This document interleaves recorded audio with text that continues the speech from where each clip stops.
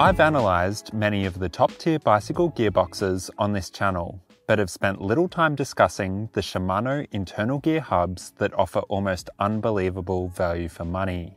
So, just how good is a $200 Shimano hub? And should you switch from your derailleur gear system to an internal gear hub? I will answer all of this and much more in this in-depth Shimano Alfine video.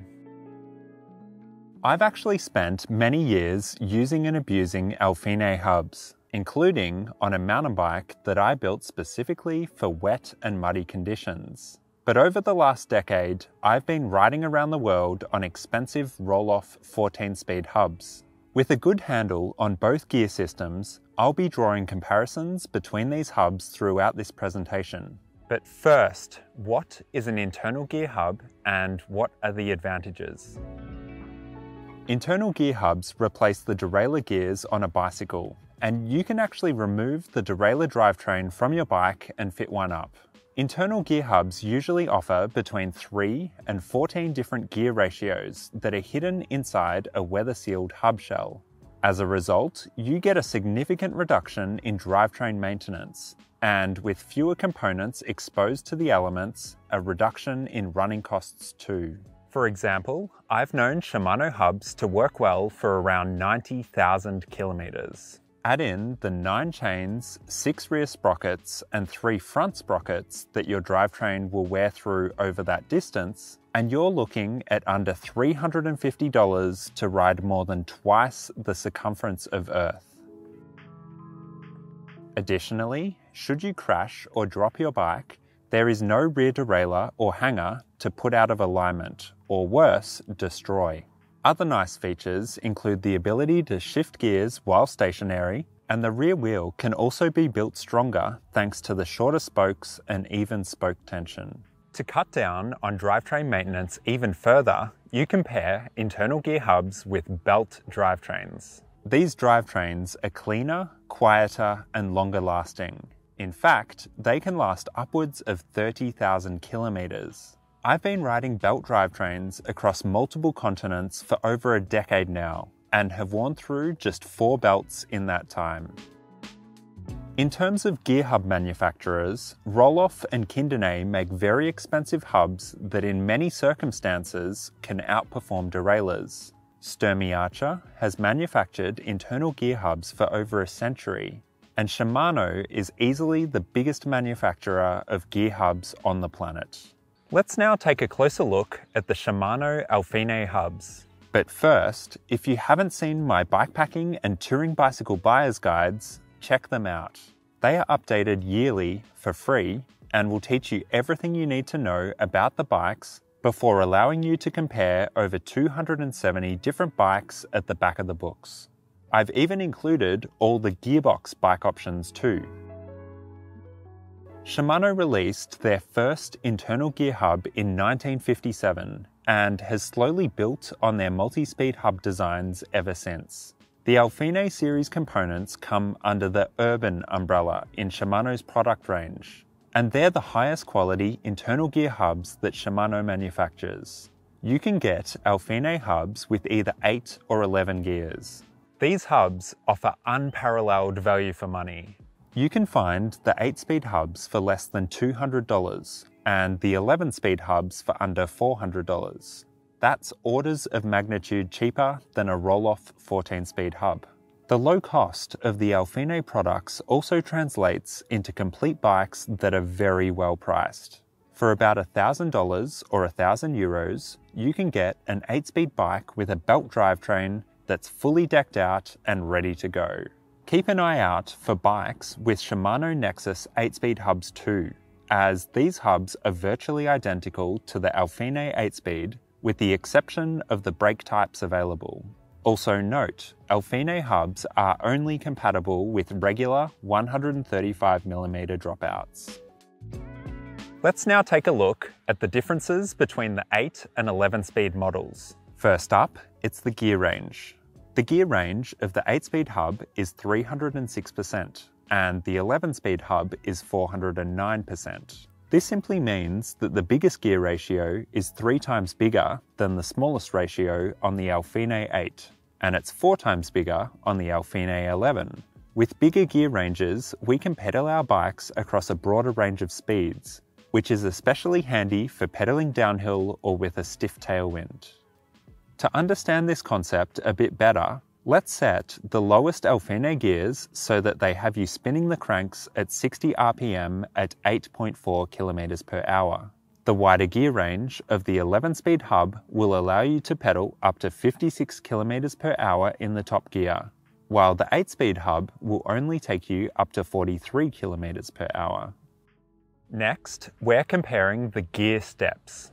Gear steps are the percentage difference in gear ratio when you change your gears. A bike with smaller gear steps is particularly nice at higher speeds, as you can better fine-tune your gears to achieve the cadence you're most comfortable riding. The Shimano Alfine 8-speed averages 17% gear steps across its gear range. To give you a sense of how this compares to a derailleur drivetrain, it's a bit higher than a 1x mountain bike drivetrain. In comparison, with the exception of the first gear, which is an unusually large gear step of 29%, the Alfine 11 averages a much smaller 13.5%. This is more like a 1x gravel bike cassette with 1142 tooth sprockets. It's worth noting that the 11-speed hub offers consistent and predictable gear steps throughout its range. In comparison, the 8-speed hub has 14 to 22% steps between the gears, which means that gear changes won't feel quite as predictable. The lubrication system is another difference between the hubs. The Alfine 11-speed hub operates inside an oil bath. The big advantage of this design is that it is hard for water and debris to move their way inside the hub shell.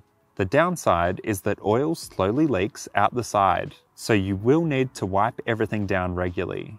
In comparison, the Alfine 8-speed rolls on thicker greases and oils. This is a pretty fuss-free design, although if it's not grease-packed appropriately for wet environments, water can and will work its way into the hub. We can also compare the drive efficiency of these hubs. Interestingly, both Shimano Alfine hubs average around 90% drive efficiency, although the 8-speed hub has gears that are both more and less efficient than the 11-speed. This is approximately 5 to 7% less efficient than a clean and well-lubricated derailleur drivetrain. But note that this doesn't mean you'll be 5 to 7% slower on an Alfine bike. When you do the maths, it's closer to 2% or a minute per hour slower when compared to a well-lubricated derailleur drivetrain. That said, in poor weather conditions, it's not unfeasible for the Alfine hubs to work out more efficient, as there are fewer places in the drivetrain for mud and debris to get caught. The weight of both Shimano Alfine hubs is about 1.7 kilograms. To give you a frame of reference, normal rear hubs are often under 500 grams. It might sound like an Alfine hub will add a significant amount of weight to a bike, but when we peg Alfine bikes against derailleur bikes at similar price points, we often end up with a weight penalty of less than half a kilogram. And the lightest Alfine bike I've ever seen was just 7.6 kilograms. Okay, let's now compare the cheap Shimano Alfine hubs to expensive roll-off hubs. Roll-off hubs are generally considered the gold standard of internal gear hubs, as they are built incredibly well and experience very few failures. They also offer 14 gears across a 526% gear range, which is about the same as a modern mountain bike drivetrain. In addition, they've been tested to be around 4% more efficient than the Alfine hubs across the gear range. There is even a guy out there who has cycled 430,000 kilometers on a roll-off hub, which is about 5 times the life expectancy of an Alfine hub. These are all great characteristics, but the Shimano hubs are actually better than a roll-off hub in a number of ways. In fact, on balance, I think the Alfine hub is the best hub for most people. So, what is better about the Shimano Alfine hubs? The biggest reason for me is that they run significantly quieter, especially in the lower gear ratios. The roll-off hub is particularly noisy in gears 5, 6 and 7. The price of an Alfine hub is more than $1,000 less than a roll-off setup, resulting in a great price to performance ratio. Alfine hubs are built around a trigger shifter, which many people prefer over roll-off's twist shifter design. You can use some Alfine hubs with electronic shifters that will complete perfect shifts every time, as there is no cable housing that can be affected by mud or grit. Alfine hubs also tend to be better for drop bar bikes, as they're compatible with various aftermarket shifters or even the Shimano Di2 electronic shift levers. I've just mentioned that Alfine hubs are excellent thanks to their electronic shifting, so let's take a closer look at those components. You might be thinking that electronic shifting is a bit of a gimmick, but when you understand how Alfine hubs shift, it can be worthwhile. This is because it's the shifter that controls the alignment of the planetary gears in an Alfine hub. That means that improper cable adjustment and dirty or damaged cables can prevent the hub's internal components from engaging properly, which can result in gear slipping, grinding, or worse, internal components breaking inside the hub and making a mess of things.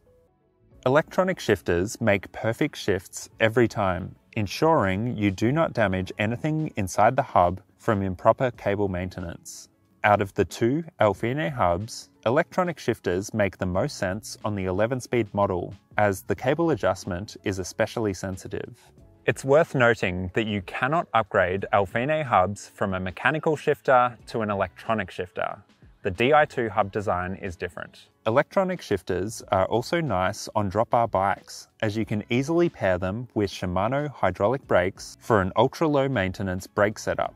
Additionally, the Di2 drop bar levers can be programmed in a number of ways. You can change the buttons so that your left hand shifts down and your right hand shifts up, and you can hold the buttons and shift multiple gears at once. Let's now discuss how Alfine hubs feel to ride in comparison to roll-off hubs. In terms of ride feel, the Alfine hubs are spongy compared to roll-off hubs due to the use of roller clutches inside the hub. You can actually see how much forward movement there is in the hub when you step on the pedals from stationary. When riding, this is only noticeable if you mash your pedals at a slow cadence. It's not at all noticeable at higher cadences. The gear steps are actually quite similar between the roll-off and Alfine 11 for the most part. The thing you might miss is the extra wide gear range of the roll-off. The shifting on the Alfine hub is incredibly fast when the shift cable and cassette joint are running perfectly. But when either of these components gets muddy or gritty, shifting is not as instantaneous as a roll-off hub. The roll-off holds the advantage here, as the gear indexing is inside the hub, rather than from the shifter. My focus on this channel is bike travel. So, can you use Alfine hubs for touring and bikepacking? You will find lots of people who have successfully completed bike trips on Shimano Alfine hubs. In fact, the around the world record was once set on a Shimano Alfine 8-speed hub. But there are two things that prevent me from recommending Alfine hubs to all bike travelers. Please note that these issues do not apply to everybody in every situation. Firstly, Shimano Alfine hubs have a lack of low climbing gears. Low climbing gears are important for bicycle touring, as they allow you to ride up hills at a sustainable effort with all of your luggage. When your climbing gear is too high, you'll be working much harder than necessary, which results in more muscle fatigue and frankly makes hills much less enjoyable. Ultimately, the Alfine hubs are optimized for urban use, which usually means getting around town on flatter terrain. Shimano's lowest recommended gear ratio on the Alfine hubs is 1.8:1 and 2:1. When we calculate the climbing gear that this yields in gear inches, it's simply not low enough for most bike travel. And it's not by a little bit either. The first gear on the Alfine is about the same as the fifth gear on my roll-off bike. Riding up steep hills with an Alfine hub either requires more power output or a lower pedaling cadence, both of which will tire you out faster. And secondly, I have concerns about reliability, repairability, and spare parts. For touring, an internal gear hub needs to be super reliable. This is absolutely paramount. Getting an Alfine hub fixed can waste a lot of time, potentially ruining a trip. Now, Alfine hubs are often very reliable, especially the 8-speed model, but it's still not uncommon to hear of people having problems with them. I wouldn't be too concerned about servicing and spare parts in the UK or Europe, as internal gear hubs are common, and you are often close to a bike shop that can help. In the US, it's probably okay too, as long as you're happy to ship your wheel to a gear hub specialist. But in the more remote parts of the world, you should be prepared to ship your wheel internationally for a repair. You could say the same thing about a roll-off hub, but with their track record for reliability, it's a very safe bet. Okay, let's now talk about maintenance and damage prevention of your Alfine hub. Shimano Alfine hubs are low maintenance, but they are not zero maintenance. Here are 3 things you can do to keep your Alfine hub reliable for many years to come. Number 1, shift cable maintenance. If you learn how to tune the Alfine gears and maintain your cables, you will likely have no problems with your hub. In the electronic shifting section, I discussed in detail why cable maintenance will prevent gear slipping, grinding, or internal components from breaking inside the hub and making a mess of things. Keeping your cable adjusted properly will prevent internal damage. As the 11-speed hubs are much more sensitive to cable adjustment, you will need to keep a closer eye on its shifting components. Number 2, make careful gear shifts. It's best practice to ease your pedal power momentarily when you change gears. I'm talking just a fraction of a second here. This is because you can damage your hub by putting high loads into the internal components before the shift is 100% complete. And number 3, check the lubrication. As the oil slowly seeps out of the 11-speed hubs, you will need to conduct regular oil changes. The first oil change is the most important one, and it's after just 500 kilometers. After that, it's every 2 years or 5,000 kilometers. If you are using the 8-speed hub in wet and gritty conditions, make sure to get the hub re-greased every year. The grease helps to keep water and grit out of the hub and will vastly improve the life of the hub. I'm now going to discuss lowering the recommended gear ratio. Some Alfine users have reported using ultra-low gear ratios to achieve a similar climbing gear to my touring bike, and with no problems at all. But I'd be careful here, especially if you're a heavier and more powerful rider. With an ultra-low gear ratio, a 100 kilogram rider can stand on the pedals and put 143 Newton meters into an Alfine hub, which is more than the maximum input torque that even roll-off allows. And that's a hub rated for tandem use. Your body weight is critical for minimizing input torque. With a 1.2 to 1 gear ratio, a 50 kilogram rider only puts 72 Newton meters into the hub when standing on the pedals. But if an 80 kilogram rider did the same thing, they would put 115 Newton meters into the hub, increasing the chance of internal damage. Here's a table I made that shows the minimum gear ratios one could use without exceeding 100 Newton meters of torque. But use it at your own risk, and please don't tell Shimano. Let's now go a little bit deeper into the reliability issues of some Alfine hubs. The name Alfine is derived from the phrase always fine. But a quick search online reveals endless forums with examples of Alfine hubs that didn't do their job. The main culprit is the S700 11-speed hub that was in production between 2010 and 2017. Oil leaks were aplenty, the cassette joint sometimes had manufacturing defects, and if the shift cable was not adjusted correctly, internal damage was much more probable. The latest S7001 11-speed hubs employ 6 new internal components that were redesigned to prevent damage. But these hubs do still leak some oil that periodically needs to be wiped off the hub. Out of the 2 Alfine hubs, the 8-speed version is still considered to be the most durable option. I'm now going to discuss pairing Alfine hubs with e-bike motors. The S7001 series Alfine hubs are rated for e-bike use, but be careful as the maximum torque of the motor will need to be on the low side. While there is no official torque rating for the Alfine hubs, the Steps E6000 internal gear drivetrain comes with a 50 Nm motor, so we can assume it's about that. Speaking of the Steps internal gear drivetrains, they're super cool. The Alfine Di2 hub can be set to automatically change gears for you based on your speed, cadence, and torque. In summary, Alfine hubs are excellent, and for many people out there, I think they're a better option than the roll-off hub. This is because they're cheaper, quieter, and employ trigger or neat drop bar shifters. I especially like the drop bar electronic shifting option. With an Alfine equipped bike, you will enjoy just how easy, cheap, and low maintenance an internal gear drivetrain is. Better yet, pair an Alfine hub with belt drive and enjoy a grease-free and long-lasting drivetrain for years to come. I recommend the 8-speed version for a simple grocery getter, or for someone who simply wants a bike that works. For someone who rides a bit more seriously, the 11-speed version offers smaller and more predictable gear steps, along with the wider gear range. I don't usually recommend Alfine hubs for touring and bikepacking due to the climbing gear ratio that's too high and fact that mechanical problems are not completely unheard of. This is where a long-lasting and robust roll-off drivetrain clearly wins out. But if you ride flatter trips and keep on top of the maintenance, Alfine hubs can work great.